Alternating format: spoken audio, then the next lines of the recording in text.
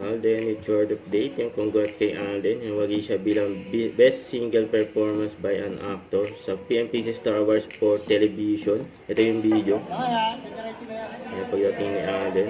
Kasama sila Leisam at Mama Ted. Ito sa awards night.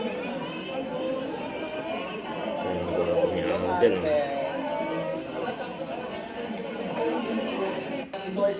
Yan, tinawag mga stage si Alden.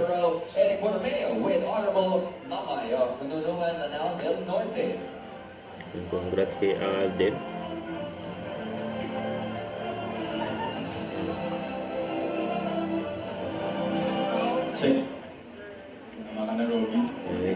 But anyway po, I know it's kind of late, but I would really like to take this opportunity.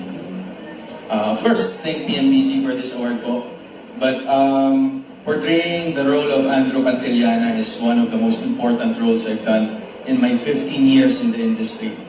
I would like to thank, of course, the people behind Magpakailanman, of course, Kuya Senny Tigwe, who's here, my director, Direk Gina, and to all the cast members that was part of that storytelling. This award is not for me. I dedicate this award to those who are experiencing mental health problems. I think mental health is somehow unheard by the society, and the reason why I accepted the role is for me to be able to send a message to all the people who's going to be able to watch that series. Dahil ang mental health po ay hindi biro, hindi siya iniisip lang at gawa-gawa lamang ng mga nakaka-experience nito. Me personally was a victim of mental health issues. And growing up, my mom had bipolar depression, so I knew and I know exactly what it feels like, how it is to live in a household na meron po ganong klaseng suliranin. So with this, I hope that being an actor, I'm just so proud of my job, and I'm sure all of the people who's here tonight, because with our job comes a lot of responsibility, and we are able to send messages from different walks of life. Kaya sana po, with this award, I dedicate this to all the people who's undergoing something in their lives right now. The hardships, the struggles, napakahirap pong kalaban ng isip, napakahirap pong kalaban ng sarili. And I've been there, and I know.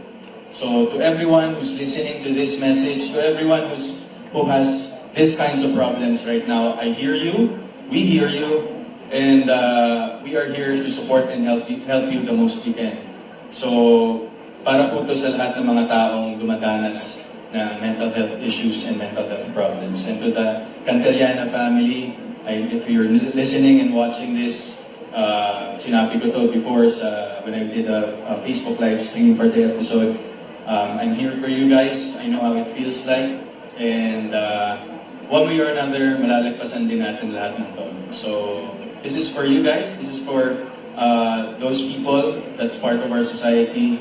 And of course, Lord, thank you so much for making me an instrument to send messages and to be of help to the ones in need. Maraming salamat po sa TNBC and good evening. Another award ni Alden.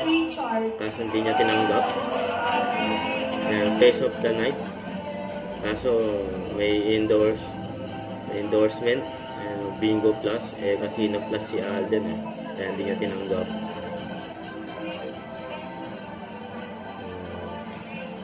Conflict interest. Hindi pwede. May endorsement involved Kaya hindi tinanggap ni Alden yung award. May endorsement na involved.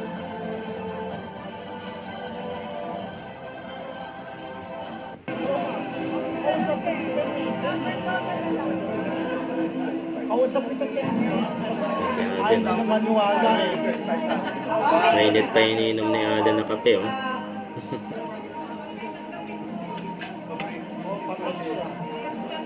Kaya hindi niya tinanggap ni Alden. Gratefulness na hindi ka nakakalimot. Di ba? Yes. Kilala ka ng mga tao sa ganyan. Sana maging inspiration din siya, especially to the new ones. na it's not about how good you are, it's not about your looks, it's not about your fame, it's not about your talent, it's about who you are as a person. I think they should remember that. I think isa yun sa mga bagay na kailangan nilang i-consider because this industry is good, but sometimes unfair at the same time. So you got to leave a good mark to the people who you meet.